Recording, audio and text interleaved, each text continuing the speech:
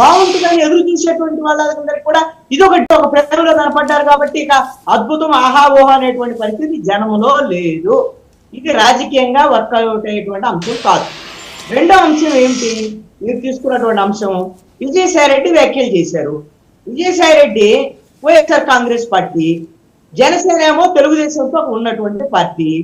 మరి తెలుగుదేశం జనసేన వల్ల వైఎస్ఆర్ కాంగ్రెస్ పార్టీకి రేపొద్దున ఎన్నికల్లో ఇబ్బంది అవుతాయి. రేపు జనసేన తెలుగుదేశం కూటమి వల్ల ఓడిపోతామేమో అనే భయం ఈ రోజున వైఎస్ఆర్ కాంగ్రెస్ పార్టీలో ఉన్నటువంటి మాట వాస్తవం. మరి వీళ్ళు లెగిస్తే మనుషులు కాదని ఏం చేస్తారో తెలియదు, కానీ ఎంతో కొంత ఆందోళన అయితే మాత్రం వైఎస్ఆర్ కాంగ్రెస్ పార్టీ ఆందోళన చెందుతుంది. మరి ఈ సందర్భంలో జనసేనను ఎందుకు టార్గెట్ చేశారు తెలుగుదేశాన్ని కాకుండా అని అంటే, జనసేన వాళ్ళు జన సైనికులు గెల్లగానే వాళ్ళు గోలగోలగా అరుస్తారు. ఈ సబ్జెక్ట్ అంతా డైవర్ట్ అయిపోయింది.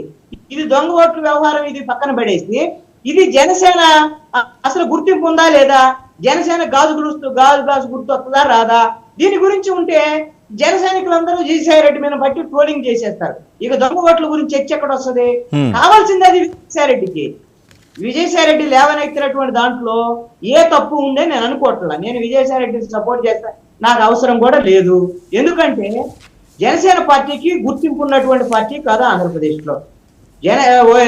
ఈ రోజున ఎలక్షన్ కమిషన్ పిలిచింది ఎవరిని? గుర్తింపు కలిగినటువంటి పార్టీల దగ్గర నుంచి ఫిర్యాదులు, అదే విధంగా వాళ్ళ అభిప్రాయాన్ని సేకరించడానికి సమావేశాలు ఏర్పడింది. ఎలక్షన్ కమిషన్ దగ్గర రిజిస్టర్డ్ పార్టీగా మాత్రమే జనసేన పార్టీ ఉంది. ఈ రోజున తోక పార్టీగా ఈ రోజున చంద్రబాబు నాయుడు పరకవుతారో వెనకాల ఆయన ఎట్లయితే వైఎస్ఆర్ కాంగ్రెస్ పార్టీ వాళ్ళు ఎలా వెళ్ళారో వాళ్ళ పార్టీ వాళ్ళ గుర్తింపు ఎవరు, బీజేపీ వాళ్ళు కూడా వెళ్ళొచ్చు, సిపిఎం సిపిఐ వాళ్ళు కూడా ఎలక్షన్ కమిషన్ దగ్గరికి వెళ్ళొచ్చు, వాళ్ళు ఫిర్యాదు చేయొచ్చు. కానీ జనసేనకు ఆ విధంగా ఫిర్యాదు చేసేటువంటి పరిస్థితి ఈ రోజున గుర్తింపు లేదు కాబట్టి లేదు. చంద్రబాబు నాయుడు వెనకాల వెళ్ళారు, దాన్ని వాళ్ళు ఎద్దేవా చేస్తారు. ఎద్దేవా చేసినప్పుడు తప్పదు దాన్ని. అదేవిధంగా గాజు గ్లాసు గుర్తుకు సంబంధించినటువంటి విషయం కూడా విజయసాయి రెడ్డి చెప్పినట్టుగా ఈ రోజున ఫ్రీ సింబల్ కాదు గాజు గ్లాస్ అనేటువంటిది. అది జనసేన పార్టీకి రెండు తెలుగు రాష్ట్రాల్లో ఎక్కడ పోటీ చేసినా సరే వాళ్ళకే గాజు గ్లాసు గుర్తిస్తారనేటువంటిది ఎలక్షన్ కమిషన్ ఇప్పటికే నిర్ణయించింది. కానీ ఇక్కడ కండిషన్ ఏమిటంటే, జనసేన ఎన్ని సీట్లలో అయితే పోటీ చేస్తుందో అన్ని సీట్లలో మాత్రమే గాజు గ్లాసు గుర్తు వస్తుంది, మిగతా చోట్ల అది ఫ్రీ సింబల్ గా ఉంటుంది. మీరు మొన్న తెలంగాణ ఎన్నికల్లో 8 సీట్లలో జనసేన పార్టీ పోటీ చేసింది. మొత్తం 119 సీట్లలో 8 చోట్ల మాత్రం గాజు గ్లాసు వచ్చింది. మిగతా 111 సీట్లలో బీజేపీ పోటీ చేసిన చోట, బీఆర్ఎస్ పోటీ చేసి, కాంగ్రెస్ పోటీ చేయాలి, ఎవరైనా సరే ఇండిపెండెంట్ ఎవరైనా అడిగితే ఓపెన్ గా గాజు గ్లాసు గుర్తు ఇచ్చేస్తారు.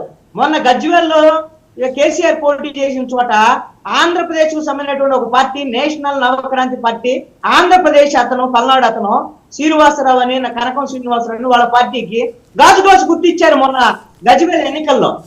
మరి అక్కడ 8 సీట్లలో మాత్రమే ఇచ్చారు. రేపొద్దున ఆంధ్రప్రదేశ్ ఎన్నికల్లో కూడా పొత్తులో ఉన్నటువంటి జనసేన పార్టీకి అది 25 సీట్లు చేస్తారా, 30లో చేస్తారా, 50లో చేస్తారో, 60లో చేస్తారో నాకైతే తెలియదు.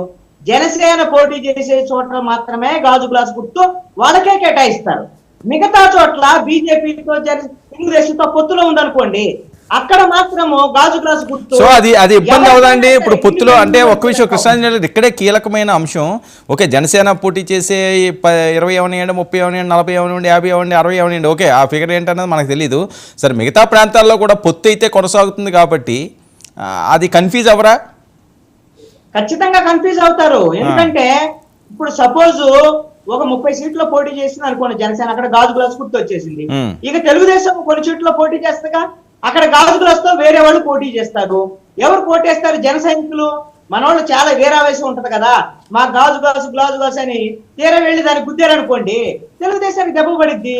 రేపొద్దు బీజేపీ పొత్తులో ఉందనుకోండి, బీజేపీ పొత్తులో ఉన్న చోట ఇప్పుడు గజ్వేల్లో బీజేపీ కూడా పోటీ చేసింది కదా, గాజు గ్లాసు గుర్తు మరి నేషనల్ నవక్రాంతి పార్టీకి వస్తే జన సైనికులు అక్కడ ఓట్లు గాజు గ్లాసుకి వేస్తే ఎవరికి నష్టం?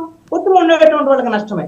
ఇందుకు ఇండిపెండెంట్లు అందరినీ కూడా మిగతా చోట్ల జనసేన పోటీ చేయని చోట్ల నష్టం కలిగించేటువంటి విధంగా గాజు గ్లాసు వచ్చేటువంటి విధంగా అసలు ఏదైతే ఒక ప్రాంతీయ పార్టీ ఆల్రెడీ రిజిస్టర్డ్ పార్టీకి రాష్ట్ర వ్యాప్తంగా కూడా జనసేన పోటీ చేసిన అన్ని చోట్ల వాళ్ళకి కామన్ గా వచ్చేటువంటి విధంగా కూడా వైఎస్ఆర్ కాంగ్రెస్ పార్టీ ప్లాన్ చేయొచ్చు రేపోతారు. మీరు తిరుపతి ఉప ఎన్నికల్లో ఏం జరిగింది చూడండి. Hmm. బీజేపీ పోటీ చేసింది, జనసేన పోటీ చేయాల. అక్కడ ఆంధ్రప్రదేశ్ సంబంధించినటువంటి ఒక చిన్న పార్టీ వాళ్ళకి నవతరం పార్టీ అయినటువంటి వాళ్ళకి గాజు గ్లాస్ వచ్చింది. జనం ఏం చేశారు, జన సైనికులు గాజు గ్లాస్ వేసినటువంటి పరిస్థితి. నవతరం పార్టీ ఒక చిన్న రిజిస్టర్డ్ పార్టీ.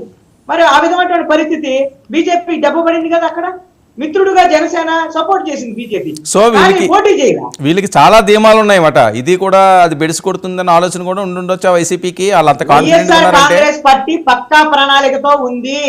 జనసేనను అన్ని రకాలుగా దెబ్బ కొట్టడం కోసం అన్ని రకాల అస్త్రాలను ఉపయోగించుకోబోతుంది. ఈ రోజున విజయసాయి రెడ్డి మాట్లాడినటువంటి మాటలు కూడా అవే.